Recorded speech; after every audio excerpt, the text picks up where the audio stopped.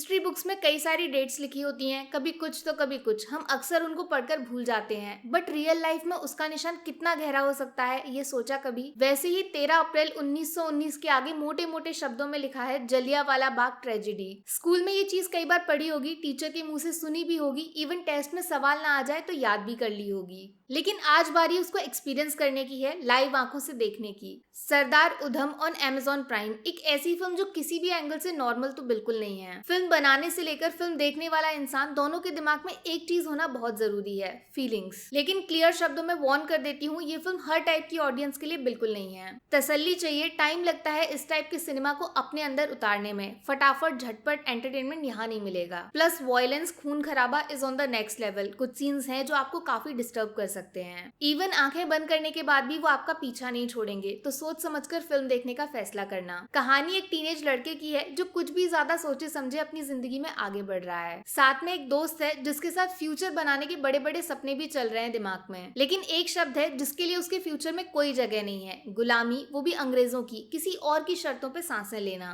कब तक चले कब रुक जाए कोई भरोसा नहीं। इस चीज को बदलने की आग इसके दिमाग में जल चुकी है और इस आग को धमाके में कन्वर्ट कर देता है 13 अप्रैल 1919 का वो खून जैसा लाल दिन, जब पंजाब के अमृतसर में कितने लोग मारे गए उसकी सही काउंटिंग 100 साल बाद भी आज तक कोई नहीं कर पाया। जिधर देखो उधर सिर्फ लाशें ही लाशें हैं। किसी का हाथ गायब है तो किसी का पैर, तो किसी का सर शरीर से अलग पड़ा हुआ है और इस मौत के बीचों बीच खड़ा है एक 14-15 साल का बच्चा। उस दिन जन्म होता है सरदार उधम का, वो बंदा जो हिंदुस्तान का बदला लेने सीधे अंग्रेजों की जमीन लंदन में कदम रखता है एंड दिन की रोशनी में पुलिस की आंखों के सामने उस बड़े ऑफिसर को गोली से भून डालता है जिसने जलियांवाला बाग में हजारों लोगों को बिना किसी गलती के सिर्फ अपने शौक के लिए मरवा डाला था। लेकिन यहाँ फिल्म खत्म नहीं, शुरू होती है। शेर सिंह आखिर सरदार उधम बना कैसे? सालों की मेहनत उस नामुमकिन से बदले को पूरा करने में, जिसने सोते हुए हिंदुस्तान को नींद से जगा के आजादी का सपना दिखा दिया। वो स्टेप बाय स्टेप कहानी की शक्ल में हमारे सामने रखी जाती है। फिल्म का एक दूसरा पार्ट भी है जिसमें सरदार उधम एंड भगत सिंह के सीक्रेट रिलेशनशिप को एक्सप्लोर किया जाता है एंड दोनों ने जो फ्यूचर में किया वो क्यों किया, इतनी हिम्मत आई कैसे, ऐसे सवालों के जवाब मिलते हैं। देखो सीधी सिंपल बात है दैट फिल्म बनाने में और बेचने में बहुत फर्क होता है एंड अक्सर बॉलीवुड दूसरे ऑप्शन की तरफ झुक जाता है, पैसा ही पैसा। बट शुजीत सरकार विद सरदार उधम सिनेमा के साथ जरा सा भी कॉम्प्रोमाइज करने को तैयार नहीं है। क्लाइमैक्स का एक सीन है जो पूरे 20-25 मिनट तक चलता है विदाउट एनी पॉज। वो चीज 2 मिनट में बोल के भी बताई जा सकती थी, बट डायरेक्टर उसका एक एक मोमेंट ऑडियंस के सामने रखते हैं।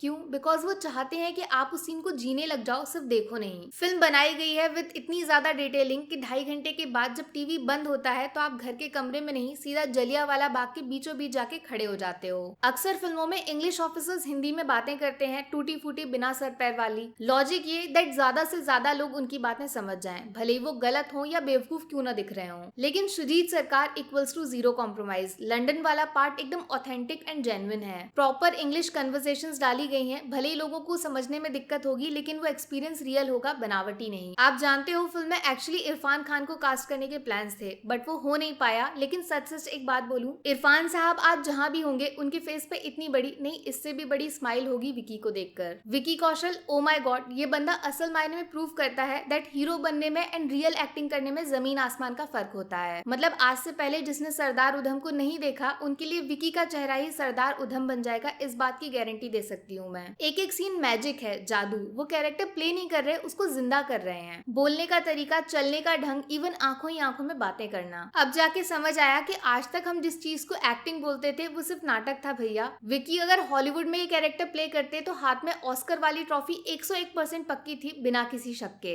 एंड इसके बाद राइटिंग, वहां तो अलग ही लेवल का खेल चल रहा है बॉस। कोई जिंदा है कोई, ये एक लाइन ने इतना असर छोड़ दिया है मेरे ऊपर जितना बॉलीवुड की 3 घंटे की पूरी फिल्म भी नहीं छोड़ पाती। स्क्रिप्ट लिखी गई है एकदम इंटेलिजेंट तरीके से, बिना कोई भी टाइम वेस्ट किए सीधा स्क्रीन पर धड़ाधड़ डायलॉग्स पे डायलॉग्स आते हैं जैसे कोई गोलियां चला रहा हो आपके कान पे। इतना ज्यादा जोश, इतने सारे इमोशंस, डर, पागलपन, बदला, खुशी, प्यार, दोस्ती, हर एक फील्ड में इस फिल्म की राइटिंग चैंपियन है boss. Even negative side, English officers के डायलॉग्स, वो भी उन लोगों से नफरत करने पे मजबूर कर देंगे। एक एक शब्द सोच समझकर लिखा गया है, मान गए राइटर साहब। प्लस सेट्स इतनी बारीकी से डिजाइन किए गए हैं दैट हिस्ट्री को पास्ट से प्रेजेंट में खींचकर लाने वाला मिशन इम्पॉसिबल भी सक्सेसफुल हो जाता है। एंड बैकग्राउंड म्यूजिक वो फिल्म की बैकबोन की तरह है जो हर एक सीन को और ज्यादा इंटेंस एंड डीप बना देता है, haunting and beautiful at the same time. And last में तारीफ उनकी, जो ऊपर बोली गई हर एक चीज को परफेक्ट तरीके से जोड़कर ऑडियंस के सामने सिनेमैटिक मास्टरपीस की तरह रख देते हैं।